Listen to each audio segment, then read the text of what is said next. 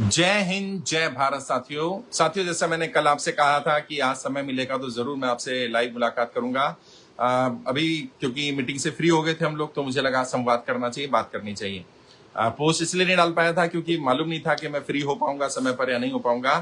3-4 विषय हैं जिनकी जानकारी आपको देना चाहता हूं और थोड़ा विस्तार से आज हम लोग बात करेंगे, क्योंकि कल भी संवाद जो हुआ तो सवाल जवाब ज्यादा नहीं हो पाए क्योंकि ज्यादा समय नहीं था, काफी लेट हो गया था।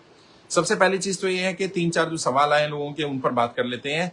लोग ये पूछ रहे हैं कि सर, कर्जा मुक्ति अभियान के जो उम्मीदवार हैं, क्या हम इन उम्मीदवारों को वोट करें, सपोर्ट करें, तो क्या हमारा वोट वेस्ट तो नहीं होगा? कहीं ऐसा तो नहीं है कि हमारा वोट बर्बाद हो जाए?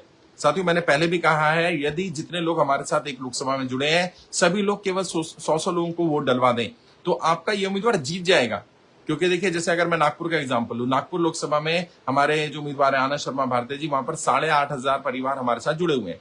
अगर हर परिवार ये तय कर ले कि मुझे 100 वोट डलवाने हैं तो 8.5 लाख वोट हो जाएंगे, और वहां पर अगर 5 लाख वोट भी किसी को मिल जाते हैं तो वो चुनाव जीत जाता है। तो ऐसा नहीं है कि हम सिर्फ वोट काटने के लिए लड़ रहे हैं हमारे उम्मीदवार, या वो जीतने वाले नहीं है। डिपेंड करता है जनता के ऊपर। अब सब कुछ आपके हाथ में है।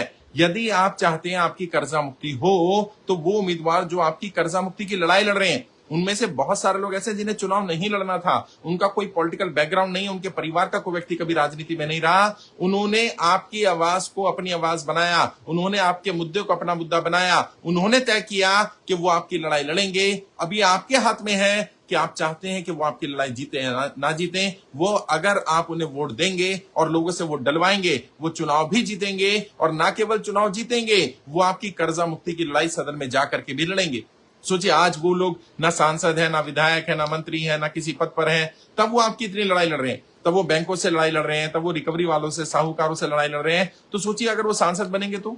और कई लोगों ने कहा कि साहब, आपकी सभी लोग मिलकर के सरकार कैसे बनाएंगे, आप किसका समर्थन करेंगे? मैं कहता हूं, अगर एक भी उम्मीदवार आपने अपने बीच में से जिता लिया ना, सिर्फ एक भी उम्मीदवार, तो वो क्या करेगा? वो प्राइवेट मेंबर बिल लेकर के आ सकता है। ये प्राइवेट मेंबर बिल क्या होता है? सदन में संविधान के हिसाब से हर सांसद को सदन में किसी भी देश हित पे या कॉन्स्टिट्यूंसी हित पर मुद्दे पर प्राइवेट मेंबर बिल लाने का अधिकार होता है। वो बिल तैयार करेगा कर्जा मुक्ति का, सदन के पटल पर रखेगा, और सदन के स्पीकर तय करेंगे कि इस पर चर्चा होनी चाहिए कि नहीं होनी चाहिए, होनी चाहिए तो क्यों, नहीं होनी चाहिए तो क्यों नहीं, और कब होनी चाहिए। और उससे पता चल जाएगा कितने सांसद आपकी कर्जा मुक्ति का, आपके इस बिल का समर्थन कर रहे हैं, ताकि आपको भी तो पता चल पाए जिन पार्टियों को, जिन नेताओं को आपने अब तक साथ दिया, आपने सपोर्ट किया, आपने किया, आपके पिताजी ने किया, आपके दादाजी ने किया, पीढ़ी दर पीढ़ी आप उनको वोट करते जा रहे हैं, क्या वो आपके साथ खड़े हैं कि नहीं खड़े हैं? वो आपकी लड़ाई लड़ रहे हैं कि नहीं लड़ रहे हैं? और यदि कोई पार्टी, कोई नेता जनता के हित में बात नहीं कर रहा, जनता की ही लड़ाई नहीं लड़ रहा, तो जनता को भी उसका साथ नहीं देना चाहिए। ये लोग जितने भी उम्मीदवार कर्जा मुक्ति अभियान में उतर रहे हैं, पहले फेज में कल वोटिंग होने वाली है। 92 उम्मीदवार हैं, 92 उम्मीदवार हैं, जिसमें से 6 अखिल भारतीय परिवार पार्टी के उम्मीदवार हैं, बीएसपी के 3 उम्मीदवार हैं, कुछ छोटी छोटी और पार्टियों के उम्मीदवार हैं, और ज्यादातर निर्दलीय तौर पर लड़ रहे हैं। ये सब कहीं ना कहीं हमारे साथ एसोसिएट रहे। इनमें से कुछ लोग मेरे आईपीएल के स्टूडेंट्स हैं, कुछ मेरे आरपीजी के स्टूडेंट्स हैं, कुछ मेरे नोन लोग हैं जिनके साथ मेरे पहले पॉलिटिकल रिलेशन रहे हैं, कुछ लोग ऐसे हैं जो कर्जा मुक्ति अभियान में जुड़े, और हमने उनको कहा कि आप जाइए और आप चुनाव लड़ करके सदन में जाकर के जनता की कर्जा मुक्ति का प्रयास करिए। इनमें से कोई भी, ज्यादातर लोग ऐसे हैं जो पॉलिटिकल बैकग्राउंड से नहीं है, पॉलिटिशियन नहीं है, ये आम लोग हैं। उन आम लोगों ने तय किया, इतनी बड़ी जिम्मेदारी ली। सोचिए, हमारे देश में जहां पार्षद का चुनाव लड़ना भी मुश्किल होता है, वहां इन लोगों ने अपनी जान की बाजी लगा दी, अपनी जान की परवाह नहीं की, और उन्होंने सांसद का चुनाव लड़ना स्वीकार किया। कितनी बड़ी बात है। हर कोई सांसद नहीं बन सकता, हर कोई सांसद का चुनाव नहीं लड़ सकता, हर कोई सोच नहीं सकता। और हमारे 7 उम्मीदवार तो अखिल भारतीय परिवार पार्टी से पहले फेज में उतर रहे थे, एक का नॉमिनेशन कैंसिल किया गया। टोटल जो इंडिपेंडेंट उम्मीदवार उतरे, 102 सीटों पर चुनाव हुआ फर्स्ट फेज में। 92 ही उम्मीदवारों के एप्लीकेशन एक्सेप्ट हुए, यानी 10 के अलग अलग रीजन से नॉमिनेशन कैंसिल किए गए। ठीक है, कुछ कई जगह उम्मीदवारों की भी गलती रही क्योंकि नए लोग हैं। अब मैंने उनको समझाया तो था, ट्रेनिंग भी दी थी, गाइड भी किया था, कैसे नॉमिनेशन फॉर्म भरना है, कहां सिग्नेचर करने हैं, कितने कॉलम होंगे, कैसे भरवाना है, एडवोकेट को भी लिया। लेकिन ठीक है, कई बार गलती हो जाती है, और कई जगह पर जहां फॉर्म पूरा था, बिल्कुल कंप्लीट था, वहां पर प्रशासन ने फॉर्म कैंसिल कर दिया, रिजेक्ट कर दिया। तो प्रशासन भी नहीं चाहता है कि हमारे उम्मीदवार आए।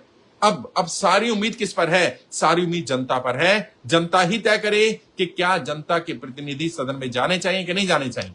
और अगर आपको लगता है जाने चाहिए, तो पहले फेज में जो लोग भी जनता की कर्जा मुक्ति की लड़ाई लड़ रहे हैं, और अखिल भारतीय परिवार पार्टी तो पहली पार्टी थी जिसने सबसे पहले कर्जा मुक्ति का समर्थन किया, तो आप सबको उनका समर्थन करना ही चाहिए। अब ये आपकी लड़ाई है, अब मेरी लड़ाई नहीं है, ये उन लोगों की लड़ाई नहीं है। हमारी लड़ाई आज तक थी, कल प्रचार खत्म हो गया, हमारी लड़ाई समाप्त हो गई। अब अगर आपको लगता है आपका कर्जा माफ हो, अगर आपको लगता है आप कर्जा मुक्त हो, अब सारी ताकत आपके हाथ में है। वोट की ताकत ही सबसे बड़ी ताकत है। कल भारी संख्या में बाहर निकलिए, मतदान करिए, उन उम्मीदवारों को जिताइए जो जनता की कर्जा मुक्ति की लड़ाई लड़ रहे हैं।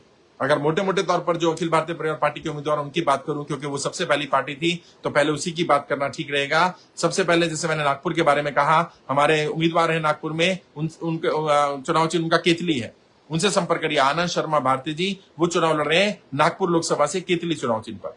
उसके बाद रामटेक लोकसभा है, वहां से हमारी बहन है मंजूषा गायकवाड़ भारती जी, उनका चुनाव चिन्ह भी केतली है।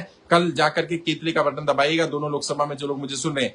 उसके बाद अजय कुमार जी हमारे भंडारा गोंदिया लोकसभा में, वहां पर भी केतली के चुनाव चिन्ह है, केतली पर बटन दबाइए, उन्हें चुनाव जिताइए, क्योंकि वो आपकी लड़ाई लड़ रहे हैं। ये सारे लोग आपकी लड़ाई लड़ रहे हैं, आपको जिम्मेदारी बनती है कि आप उनका समर्थन करें। ऐसे ही सहारनपुर लोकसभा में इनाम अब्बासी भारती जी, वो आपकी लड़ाई लड़ रहे हैं, वहां भी केतली का चुनाव चिन्ह है।